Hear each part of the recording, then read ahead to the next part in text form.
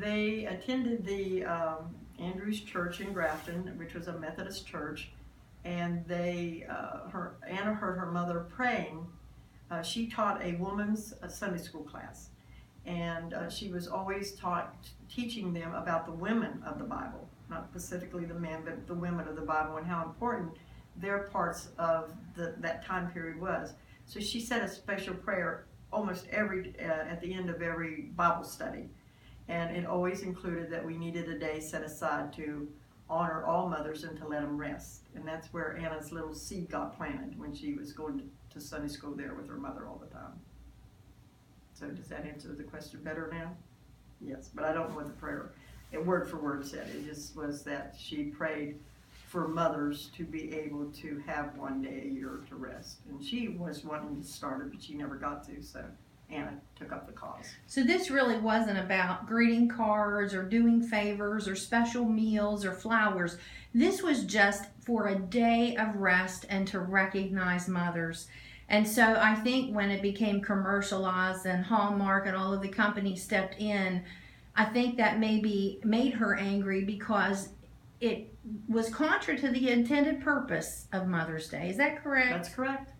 Yeah, that's why she became so obsessed in the end, before she passed away, that she was obsessed with everybody doing Mother's Day the way she wanted it to be. And that's why she became a recluse. She wouldn't even let anybody come in and see her anymore because they wasn't doing it. And then she got that petition together and went door to door getting it signed to rescind Mother's Day. That's when they placed her in the sanatorium so that they could shut her up because the Carden Flores people paid her bill to keep her there.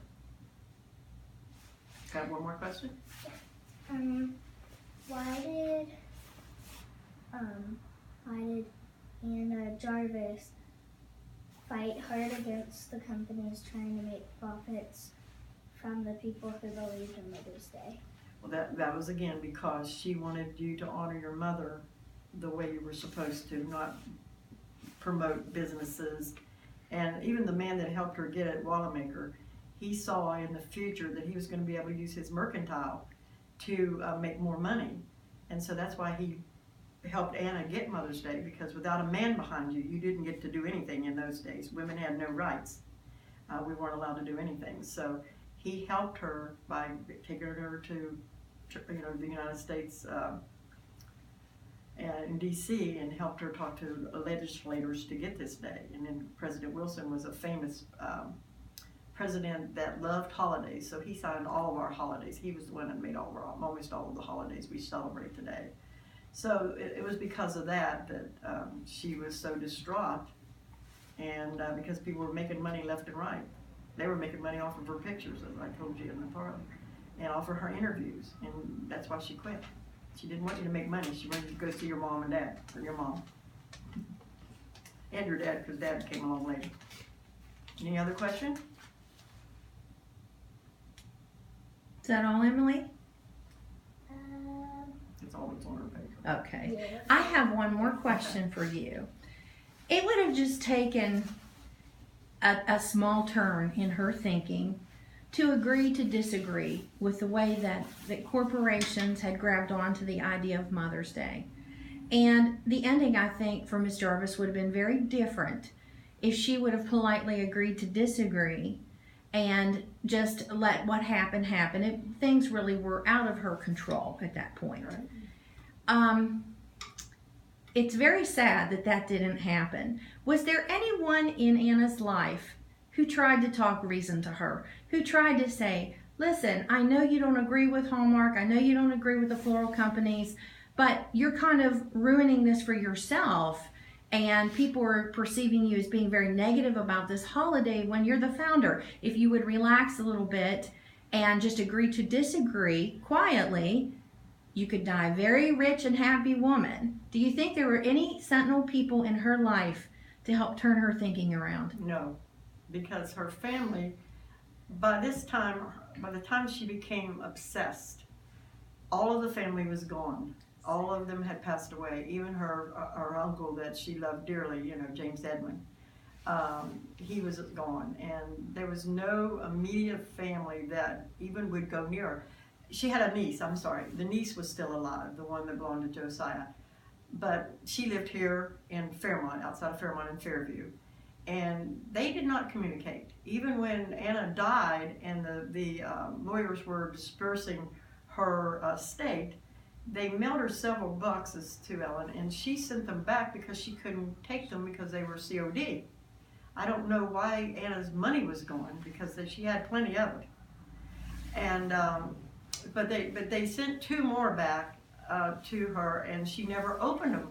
When we went to the house, they were tearing it down. We got to go to the house.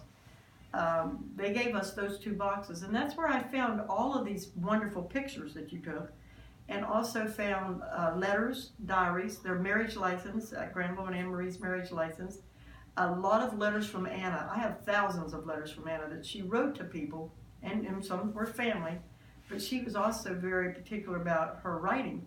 If it was incorrect, she would mark them out. I have one letter that she might have done 10 times. She kept them all. Her house she had 2 houses. Both houses were full from the floor to the ceiling of just communication, correspondence, because she corresponded with so many people around the world, because this is the only international holiday. We celebrate it in 152 countries today. So she heralded in this international holiday, but in reality, at the end, she was alone. She was alone, heartbroken, and broke. If you go to the Yes. sanatorium where we went, the only thing she had in the room was her bed and her nightstand and a dollar bill on the ceiling. The dollar bill had a note attached to it, and it said, "I know you're not a mother, but I wanted you to have this dollar for starting Mother's Day." It came from a little boy of 12 years old. And I wished I would have taken it then, because they tore the sanitarium down. So in the end, we're left with the very positive thing that she left behind, which is our celebration of Mother's Day. And also in honoring her mother and her efforts during the Civil War. So she really did leave much more behind from her life that was positive than the negative. And I think maybe with the proper family support, her own ending may have been different. Right. I mean, she really did die alone, and she died of congestive heart failure. And so they said it was a broken heart, because she couldn't turn people around into think of your mom. I mean, of course, later she probably would have worked on that, but think of your mom, because she's not always going to be here. And it's really the truth. We all need to feel this way. And I think maybe some of that was also the grieving process for her own mother. Right. I think she spent an extraordinarily long period of time grieving her mother, because their relationship, from what I could tell, was very, very close. When you turn that off, I'll tell you another